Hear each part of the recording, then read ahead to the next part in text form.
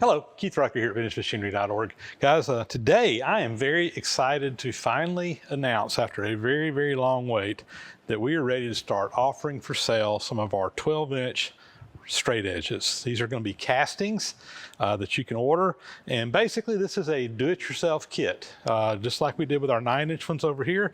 We've had these for sale now for several years now. We have sold a lot of them to a lot of different people, and I've seen a lot of different pictures. People sent these back completed and in usable condition. So we have increased the size by 3 inches. We're now offering a 12-inch version. Again, this is a kit. This is something. It's a do-it-yourself project. What we will provide you with is a raw casting. This has to be machined and scraped, if you so please, to turn it into a very usable tool that can be used for machinery building. So right now, here's the situation. I've got about 50 of these that are at the foundry. They are ready to ship. And I want to give a big shout out to my friend Clark Easterling over at Windy Hill Foundry. He has been the guy that's been kind of putting these together. And he will be the first one to tell you, as will I, that it has been a long, long road to get to where we finally are.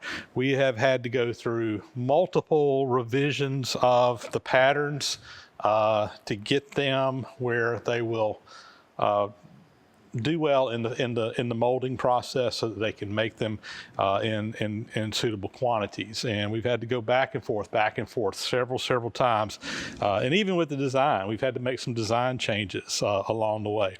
But I'm really, really happy with what we've got here. This is the end result. This is one that I machined on my metal planer. I haven't ground it and scraped it yet, but I'm really pleased with how these have turned out. Like I said, Clark has about 50 of them in stock right now, ready to ship, and he is cranking them out fairly quickly now that he finally has his process down and is to the point where he can do that. So we are ready to start selling these. So let's before we get into the details, let's take a little bit closer look at them so you can see what all we got here.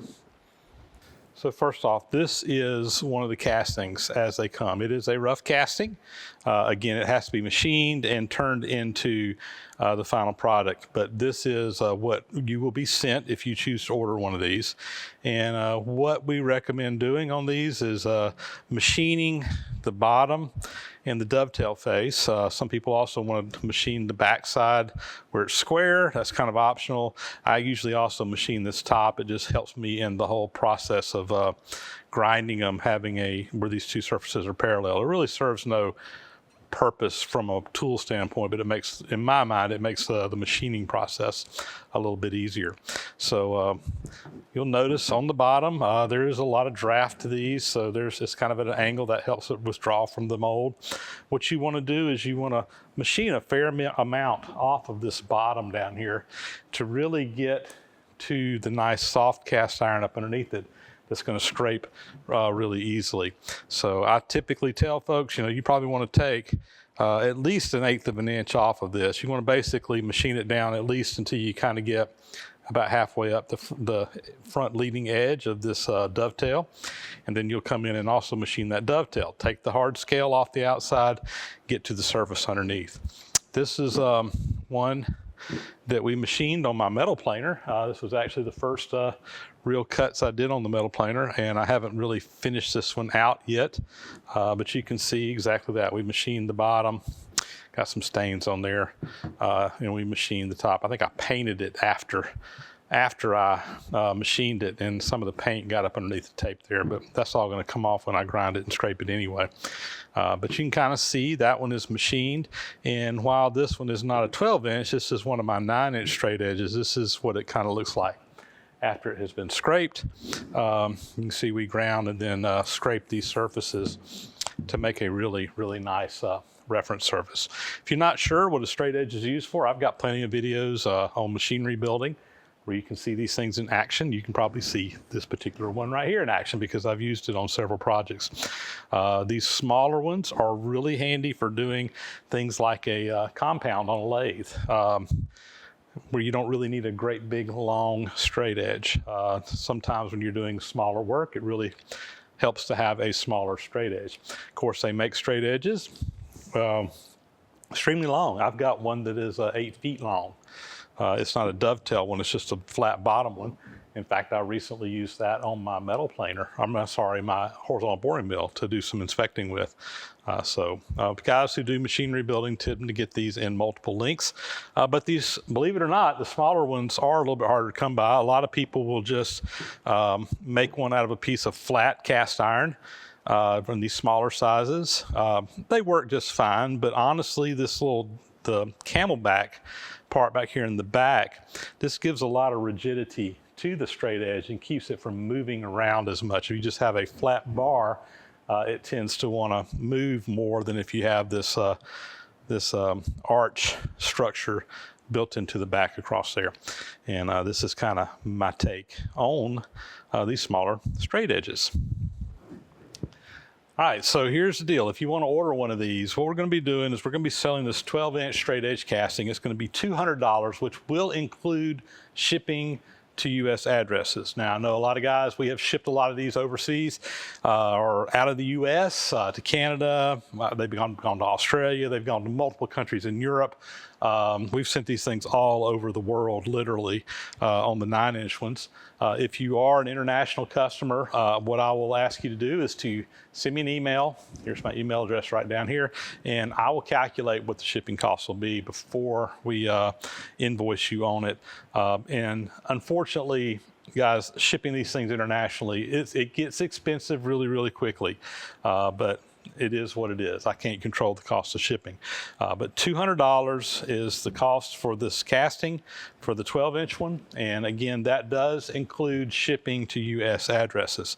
The 9-inch ones are $150 for the casting. And again, that includes shipping in the U.S. And I will tell you now that we've got about 50 of these ready to go on the 9-inch ones. We're currently out, but I think Clark actually has some coming pretty quickly. So if you're interested in one of these, we can probably set you up with a 9-inch one as well. But we'll just have to kind of wait until they're available. What I want to do, the way I want to handle this, on the 9-inch ones, I've been selling them through my store site on VintageMachinery.org. But I think because I'm kind of expecting an initial rush of orders and it may be more than what we have in stock, what I would rather do is I'm going to handle these on a kind of a case-by-case situation. And that way I can kind of control the inventory and make sure that we're not selling a product that we don't have in stock. I'm not going to sell anybody one unless I got one ready to ship. So what I want you to do is, again, send me an email, Rucker@friendlycity.net, right down there. Put straight edge in the subject line so I can kind of keep them straight. Let me know, if you want to buy one, if you want to buy a 12-inch one, a 9-inch one, quantities, etc. Let me know your shipping address. If it's an international address, if you send me your actual shipping address, I can calculate what it'll cost to ship one of these. And what I'm going to do is I'm going to send an invoice via PayPal to people for the ones that we have in stock. Once we run out of inventory, what I'll do is I will put you on a waiting list.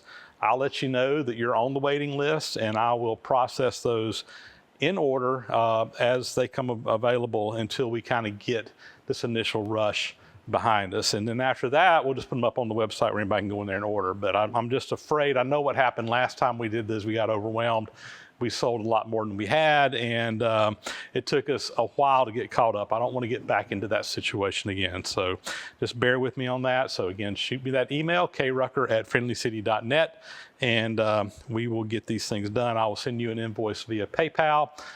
You can pay for that. If you don't have a PayPal account, that's okay. You can just click on it, and there's a way you can put a credit card in there without actually having an account. Or if, like most people probably have an account, you can use funds in there. In a lot of cases, it's connected to your bank account, so you can pull it out that way. It's a very easy way to pay for items. I know not everybody's a huge fan of PayPal. I really love it from the back end, from the shipping standpoint. It really works well. It creates my shipping labels for me and everything else, which really makes life a lot easier. So there you go, guys. That's where we're at. We're finally ready to start selling these 12-inch castings. Really, really excited about it. Like I said, it's been a really long time.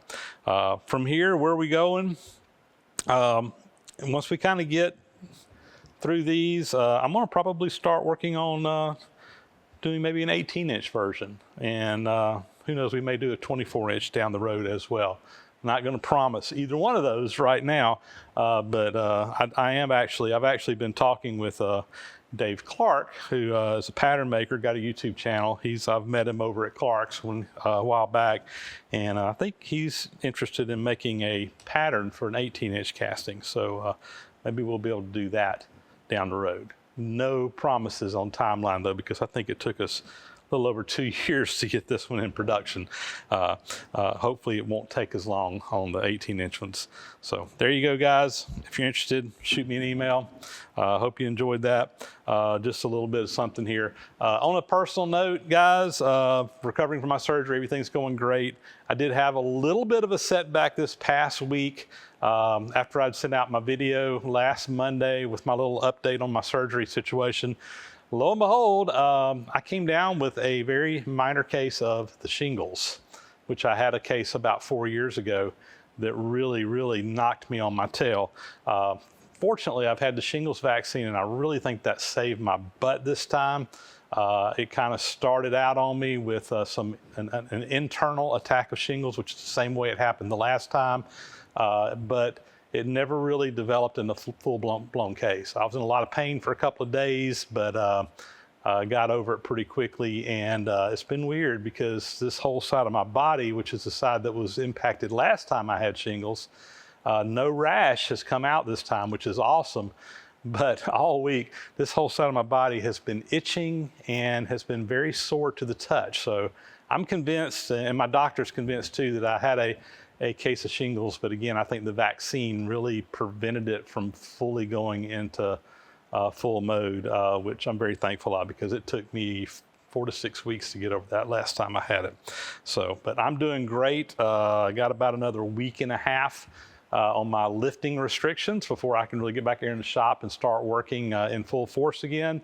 But we are moving in that direction. So guys, with that is going to be a wrap. As always, thank you so much for watching. Please subscribe to the channel if you haven't already. Thumbs up, comments, greatly appreciated. Hit that bell icon to get notifications. And with that, guys, we're going to sign off. As always, thank you so much for watching, and we'll catch you on the next video.